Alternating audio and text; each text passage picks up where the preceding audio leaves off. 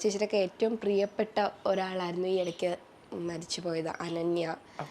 അത് പ്രിയപ്പെട്ടതല്ല, സിസ്റ്ററാണ്. അതെ, അതാ ഏറ്റവും പ്രിയപ്പെട്ട ഒരേപോലെ നിങ്ങൾ അപ്പോൾ പുള്ളിക്കാരത്തിയുടെ ആ ഒരു വിരഹം എത്രത്തോളം നിങ്ങളെ ബാധിച്ചായിരുന്നു? പറയാനുണ്ടോ? അയ്യോ, അത് പറയുമ്പോൾ ഇമോഷണലായി പോകും. കാരണം എന്താ വെച്ചാൽ അനന്യയും ഞാനുമായിട്ടുള്ള റിലേഷൻഷിപ്പ് എന്നൊക്കെ പറയുന്നതൊരു വളരെ പണ്ടേ മുതലേ ചേച്ചി ചേച്ചി ചേച്ചി ചേച്ചി ഇങ്ങനെ ചേച്ചി എന്ന് വിളിച്ചുകൊണ്ടേയിരിക്കും നമ്മളെ. ചില സമയത്ത് നമുക്ക് തോന്നുന്നു ശല്യമാണോ എന്ന് തോന്നുന്നു. അങ്ങനെ പോലും നമ്മളെ ഇങ്ങനെ അത്രയും സ്നേഹിക്കുന്ന ഒരാളാണ്. ശരിക്കും നിലപാടുള്ളൊരു വ്യക്തിയാണ്. പറയാനുള്ളത് ഓപ്പണായിട്ട് ആരുടെ മുഖത്തും പറയുന്ന ഒരാൾ. അപ്പോൾ ആളുടെ ഇപ്പം ആൾ പോകുന്നതിനും അല്ലെങ്കിൽ അറ്റംപ്റ്റ് നടത്തുന്നതിനും തലേ ദിവസവും തലേന്നിൻ്റെ മുമ്പത്തെ ദിവസം ഞാൻ ആലുവയിലായിരുന്നു അപ്പോൾ എൻ്റെ വീട്ടിൻ്റെ കുറച്ചപ്പുറത്ത് ഒരു 5 വീട്ടിൻ്റെ അപ്പുറത്താണ് വീട് മാറുന്നത്. അപ്പോൾ വീട് മാറുന്നതിന് മുമ്പ് വീട് കണ്ടപ്പോൾ ഓടി വന്നിട്ട് എൻ്റെ അടുത്ത് വന്നു. അപ്പോൾ ഞാൻ അയ്യോ ഇനി ഇവളുടെ ശല്യം തന്നെയായിരിക്കും എന്നൊന്ന് ഞാൻ ഇങ്ങനെ പറയുകയും ചെയ്തു. എന്നിട്ട് അവൾ പറഞ്ഞു ചേച്ചി ഞാനിവിടെ വരണം. അങ്ങനെ ഞാൻ രാവിലെ അമ്പലത്തിൽ പോയിട്ട് ഞാൻ രാവിലെ പോയി പാല് കാഴ്ച നടത്തുന്നു, ഞാനൊരു അഞ്ചുമ്മ എല്ലാവരും കൂടി. വൈകുന്നേരം അവൾ വീട്ടിൽ വന്നിട്ട് ഞങ്ങൾ സംസാരിക്കുന്നു. എന്നിട്ട് വീട്ടു സാധനങ്ങൾ പറക്കാനുള്ള ആളിനെ ഏർപ്പാട് ചെയ്ത് കൊടുക്കുന്നു. ആ ആൾ ഒരു ട്രിപ്പ് സാധനം കൊണ്ടുവന്നു. രണ്ടാമത്തെ ട്രിപ്പ് ആയപ്പോഴത്തേക്ക് ആൾ മരണപ്പെട്ടു എന്ന് പറയുമ്പോൾ അതും അവളുടെ വീട്ടിൻ്റെ ഇത് മരണപ്പെട്ടു എന്ന് ശേഷം അവിടെ നിന്ന് അറിയിക്കുമ്പോൾ ഞാനൊരു എഞ്ചുമയുണ്ട്, ഞങ്ങളാണ് ആദ്യം ചെല്ലുന്നത്. ഞാനിത് കാണുന്നുമുണ്ട്.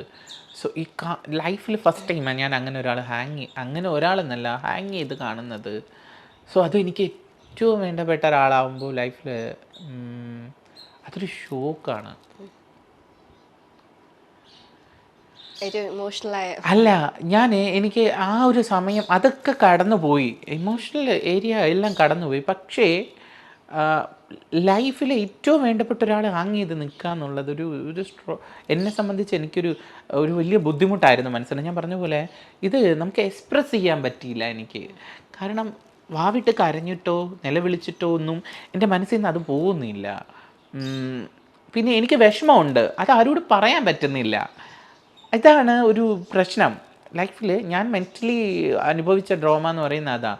അതിൻ്റെ ഇടയിൽ കൂടെ സോഷ്യൽ മീഡിയ അറ്റാക്കുകൾ, ഫാമിലിക്ക് ഉണ്ടാകുന്ന അറ്റാക്കുകൾ, ഇതൊന്നും മനസ്സിലാക്കാതെ കുറേ ആൾക്കാർ, എനിക്കറിയില്ല ആളെ ഇങ്ങനെ മരിച്ചു എന്നുള്ളത് നമ്മൾ വീണ്ടും വീണ്ടും വീണ്ടും വിലയിരുത്തിക്കൊണ്ടിരിക്കുമ്പോഴും എന്താണെന്നുള്ള സത്യം വന്നിട്ടുണ്ടോ എന്ന് ചോദിച്ചാൽ എനിക്കറിയില്ല. കൂടെ ഉണ്ടായിരുന്ന പാർട്ട്ണർ അതിൻ്റെ പിറ്റേന്ന് മരിക്കുന്നു, അതും ഞങ്ങൾ പോകുന്നു.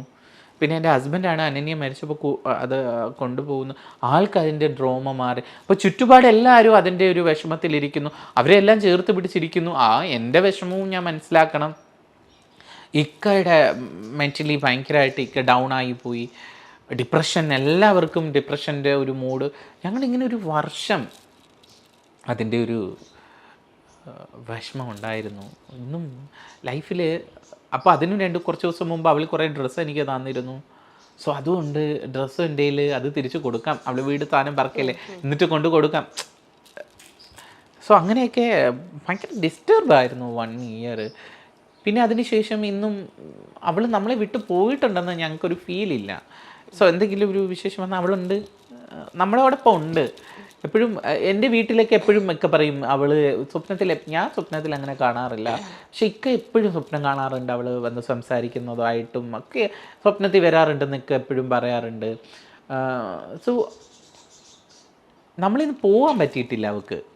നമ്മളിപ്പോൾ ഒരുപാട് നാൾ കഴിഞ്ഞ് അവളുടെ പേര് പറഞ്ഞില്ലെങ്കിൽ കൂടി ഒരു സ്ഥലത്തെല്ലുമ്പോൾ ഒരു പ്രസൻസിൽ അവളുണ്ട് അവിടെ. ഞങ്ങളുടെയൊക്കെ ലൈഫിലുള്ള ഒരു സ്ട്രോങ് പേഴ്സണാണ് നമ്മളെ വിട്ട് പോയിട്ടുണ്ട് എന്ന് വേണമെങ്കിൽ പറയാം. പക്ഷേ ലൈഫിൽ നിന്ന് പോയിട്ടുണ്ടെങ്കിലേ ഉള്ളൂ അവൾ നമ്മളോടൊപ്പം എപ്പോഴും എല്ലാ കാര്യത്തിനും ഉണ്ട്. ഏതൊരു കാര്യം എടുത്താലും അവളെ ചിന്തിക്കാതെ ഇരുന്നിട്ടില്ല. ഇപ്പം മേക്കപ്പ് ഫീൽഡായാലും അവളും മേക്കപ്പ് ആർട്ടിസ്റ്റാണ്. വളർന്നു വരുന്ന ഒരുപാട് പ്രോഡക്റ്റുകളൊക്കെ വാങ്ങി വെച്ചിട്ടുണ്ടായിരുന്നു, എപ്പോഴും സംസാരിക്കുമായിരുന്നു ഈ വിഷയങ്ങളെക്കുറിച്ച്. അപ്പം ഞാനും സ്റ്റാർട്ടിങ് ചെയ്യുമ്പോൾ അവളും അതിനെക്കുറിച്ച് സംസാരിക്കുന്ന ആളായിരുന്നു. ഒരു ചേച്ചി എന്ന രീതിയിൽ ഒരുപാട് ഷെയർ ചെയ്യുകയും വിളിക്കുകയും കാര്യങ്ങൾ സംസാരിക്കുകയും ഒക്കെ ചെയ്യുന്ന ഒരാളാണ്. ഞങ്ങൾക്കൊരു നഷ്ടമാണോ എന്ന് ചോദിച്ചാൽ ഇന്നും കൂടെ ഉള്ളതുകൊണ്ട് അവളുടെ പ്രസൻസ് ഇപ്പോൾ കൂടെ ഉള്ളതുകൊണ്ട് എപ്പോഴും ഉണ്ട്. പിന്നെ അച്ഛനാവട്ടെ, പിന്നെ അവിടെ ചെന്ന് ഞങ്ങൾ സംസാരിക്കുക, നമ്മളെപ്പോഴും കൺവേ ചെയ്യാറുണ്ട്. അവിടെ ഇപ്പോൾ അവളെ കാണാനാണെങ്കിൽ എനിക്ക് അവിടെ പോയി ഞങ്ങൾക്ക് കാണാം, കണ്ട് സംസാരിക്കും. ലൈഫിൽ നിന്ന് എന്താ പറയുക, എനിക്ക് വാക്കുകളില്ല അവളെക്കുറിച്ച് പറയുകയാണെങ്കിൽ.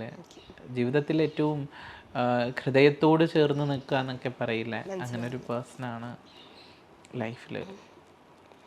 It's A good person. അവളൊരു നല്ല വ്യക്തിയായിരുന്നു. അതാണ് എനിക്ക് അവളെക്കുറിച്ച് പറയാനുള്ളത്. നല്ലൊരു ഹ്യൂമൻ ബീങ് ആയിരുന്നു. നന്നായിട്ട് സ്നേഹിക്കുന്നത്, ആരെയും വെൽക്കം ചെയ്ത് സ്നേഹിക്കുന്നത്. പക്ഷെ പറയാനുള്ളത് മുഖത്തോക്കി പറയട്ടെ, അത് എല്ലാവർക്കും ചിലപ്പോൾ ഇഷ്ടപ്പെടണമെന്നില്ല. മുഖത്തോക്കി പറയുന്ന സമയത്തേ ഉള്ളൂ കേട്ടോ. ഒരു 10 മിനിറ്റ് കഴിയുമ്പോൾ തീരെ ഐസ് കെട്ട പോലെ ആവുന്ന ഒരാളാണ്. ഭയങ്കര സെൻസിറ്റീവായിട്ടുള്ള ഒരാളുമാണ്. പെട്ടെന്ന് സങ്കടം വരും. സങ്കടം വന്ന് നമ്മളെ കെട്ടിപ്പിടിച്ചിട്ട് നമ്മളിപ്പോഴും കൂടെ വേണം. ഒരാളെ ഇഷ്ടപ്പെട്ട ആളെപ്പോഴും കൂടെ വേണം, അവൾക്ക് ഇങ്ങനെ കെട്ടിപ്പിടിച്ചിരിക്കണം എന്നുള്ളൊരാളാണ്. ഇപ്പോൾ എനിക്ക് വർഷങ്ങളായിട്ട് അറിയാമെങ്കിലും നമ്മുടെ ലൈഫിലേക്ക്, ഒരു ഫാമിലിയിലേക്ക് കയറി കൂടിയിട്ട് നമ്മൾ കുറച്ചായി. ആ ഫാമിലിയിലെ one of the member, active മെമ്പറാണ്. ഇമോഷണൽ ആവുന്നുണ്ട്, നമുക്ക് ടോപ്പിക്. ഞാൻ ഇമോഷണലാണ് മനസ്സിൽ. എനിക്കത് എക്സ്പ്രസ് ചെയ്യാൻ അറിയില്ല അവളെക്കുറിച്ചിട്ട്. ഇപ്പോൾ എനിക്ക് ഞങ്ങൾ രണ്ടുപേരും അതുകൊണ്ടൊരു യാത്ര പോവുകയാണ് ചെയ്തത്.